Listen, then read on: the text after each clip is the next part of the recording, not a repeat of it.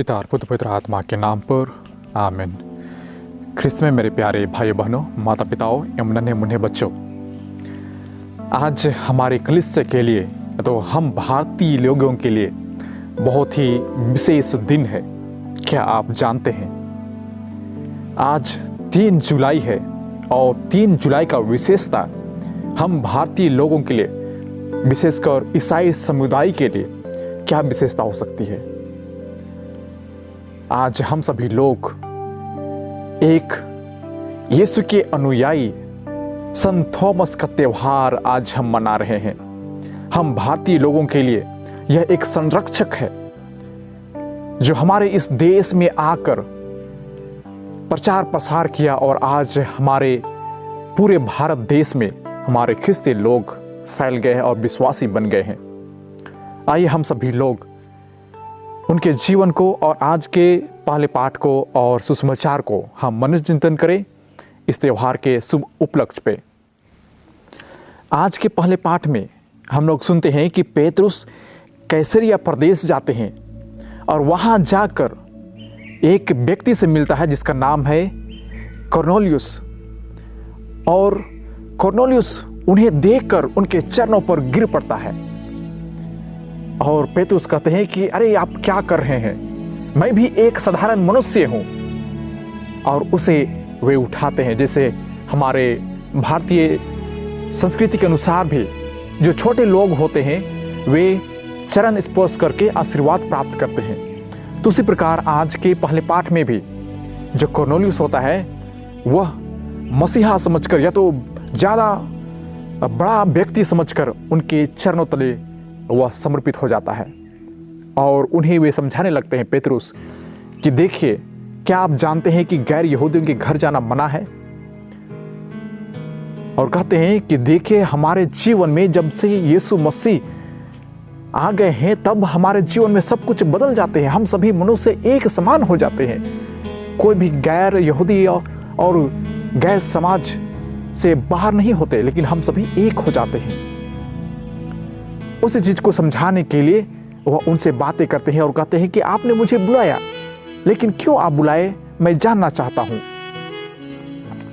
और कॉर्नेलियुस पेतरुस को बताते हैं कि इसी घड़ी, इसी समय में जब मैं प्रार्थना कर रहा था तो 4 व्यक्तियों ने उजले वस्त्र पहने वे मुझे प्रकट हुए या तो मुझे दिखाई दिए। तब पेतरुस कहते हैं कि आपकी प्रार्थनाओं को परमेश्वर ने सुन लिया है, इसलिए आप खुश हो। तब से यह कॉर्नेलियुस यह समझ गया कि ओह, तब हमारा ईश्वर किसी को पक्षपात नहीं करता है। आप क्यों ना बहुत ही धनी मनी हो, आप बहुत बड़े परिवार से आते हो, लेकिन साधारण मनुष्य को भी ईश्वर दिख सकता है, अपने आप को प्रकट कर सकता है। मैं याद करता हूं कि कभी कभी हमारे पारिस में या तो कोई हमारे अपने ही लोग जो ख्रिस्ती हैं, वे कभी भी शादी होता है या तो कुछ भी घर में फंक्शन होते हैं तो उनका सोच क्या होता है कि हमारे घर में ज़्यादा से ज़्यादा फादर और सिस्टर हो तो ज़्यादा ब्लेसिंग मिलेगा। और यदि कोई फादर और सिस्टर उनके घर में नहीं गए तो उनके घर परिवार में कोई भी ब्लेसिंग, आशीर्वाद नहीं प्राप्त होगी। ये हमारी अपनी सोच होती है। और मैं भी देखा हूँ, जब भी लोगों से बातें करता हूँ तो लोग कहते हैं कि मैं कोशिश कर रहा हूँ कि ज़्यादा से ज़्यादा फादर हमारे प्रार्थनाओं में जुड़ जाए और हमारे घर आए। कभी कभी जब हमारे जीवन में ये फादर और सिस्टर लोग नहीं आते हैं तो हम कभी कभी हताश हो जाते हैं। लेकिन प्रिय भाइयों बहनों, परमेश्वर कहते हैं कि मनुष्य सभी एक है। जैसे पेतरुस ने कहा कि मैं भी एक साधारण मनुष्य हूं। हम भी जो पुरोहित भाई बहन होते हैं सभी लोग एक मनुष्य हैं। हम भी आपके समान प्रार्थना करते हैं।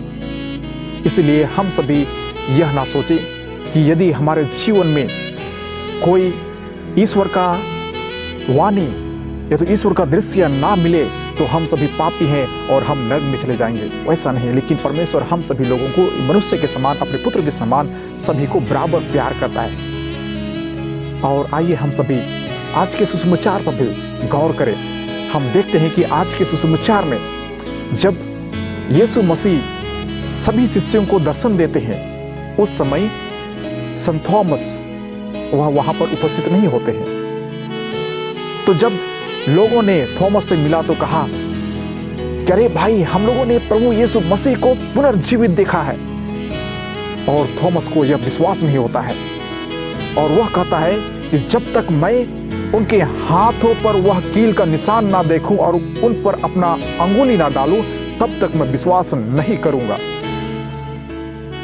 और 8 दिन के बाद जब वे एक साथ थे, संत थॉमस भी वहां पर था, तब परमेश्वर फिर दिखाई पड़ते हैं और कहते हैं आप सबों को शांति।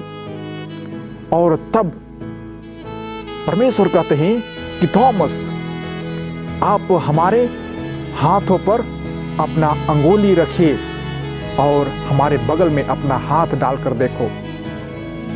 तब थॉमस को यह विश्वास हो गया और यह कहता है कि मेरे प्रभु, मेरे ईश्वर।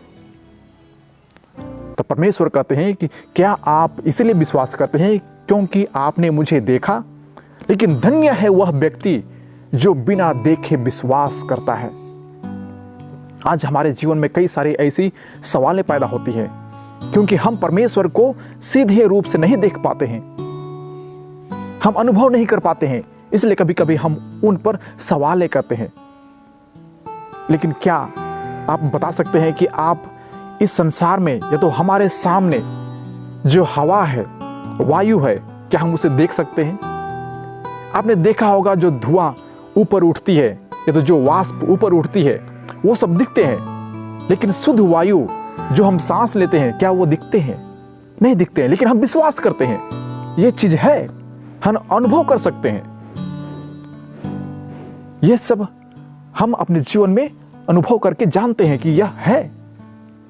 उसी प्रकार हमारे जीवन में भी प्रभु यीशु मसीह को अपना अनुभव हम दूसरे के साथ प्रदान करें, क्योंकि संत थॉमस जो प्रभु यीशु मसीह को देखा और उनका विश्वास इतना डिग था कि वह व्यक्ति उतने दूर से हमारे भारत देश में आया और सुसमाचार का प्रचार किया, इतना तक कि वह बलिदान चढ़ा दिया।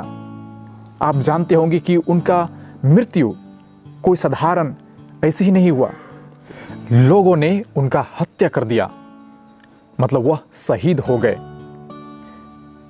यदि हम परमेश्वर पर पूर्ण भरोसा करते हैं, विश्वास करते हैं, तो क्या हम सभी लोग उसके खातिर मरने को तैयार हैं? ये तो हम अपना बलिदान देने के लिए तैयार हैं। आइए हम सभी आज के इस त्योहार में हम संत थॉमस के बताए हुए चरणों पर चले, जो भी कि वे शुरुआत में विश्वास नहीं कर पाए। लोग बोलते थे कि यह दुविधा, यह तो डाउटिंग थॉमस है, लेकिन उसका विश्वास इतना अधिक हो गया और हमें भी यह शिक्षा मिली, यदि वह लोगों को यह नहीं बताता, ये तो अपने जीवन में हमें वह अनुभव नहीं दे पाता अपने डाउट से, तो आज हम भी यह डाउट हमेशा के लिए बना रहता। इसलिए हमें वह संकोच नहीं होनी चाहिए, क्योंकि संत थॉमस जिन्होंने अपने संकोच से, अपना डाउट से हमें यह सब कुछ क्लियर कर दिया कि परमेश्वर सचमुच में जीवित हैं और जीवित रहेंगे। और दूसरे शब्दों में हम उसे समझने के लिए यह भी कह सकते हैं कि परमेश्वर हर एक जन को बचाने के लिए वह तत्पर रहते हैं। देखिए 12 शिष्यों में जब एक शिष्य नहीं था, तो एक शिष्य के चलते उन्होंने फिर से अपने आप को प्रदर्शन किया या तो दिखाया, प्रकट हुआ। तो उसी प्रकार हमारे जीवन में भी एक व्यक्ति भी खो जाता है तो उसे लेने के लिए परमेश्वर फिर वापस आएंगे या तो हमें वापस लेकर जाएंगे। वे कभी नहीं चाहते कि हम सभी खो जाएं, बिखर जाएं। आइए हम परमेश्वर के उस झुंड में हमेशा के लिए बरकरार रहें और बने रहें। आइए हम परमेश्वर से यह कृपादान मांगे, पिता और पुत्र पवित्र आत्मा के नाम पर, आमीन।